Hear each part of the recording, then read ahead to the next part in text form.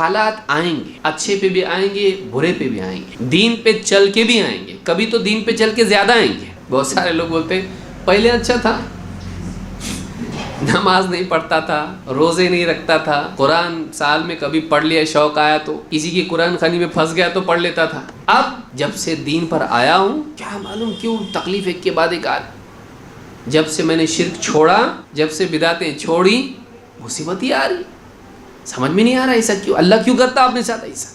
تو بعض اوقات اللہ تعالیٰ سے شکایت پیدا ہوتی ہے کہ سب کچھ کر کے بھی کیا اللہ اچھا رہ کے بھی تو تکلیف ڈال رہا۔ اللہ کا فیصلہ کبھی غلط نہیں ہوتا ہے، کو جھٹک رہا ہے اللہ، تیری دھول نکال رہا پوری، نحوست جو سالوں کی ہے اس کو جھٹک کے، کپڑا جب اس پہ دھول ہو تو کیا کرتے اس کو، کیا کرتے اس کو، پیار کرتے اس کو، جھٹکتے اس کو، جھٹکنے سے دھول پوری نکلتی اس کی۔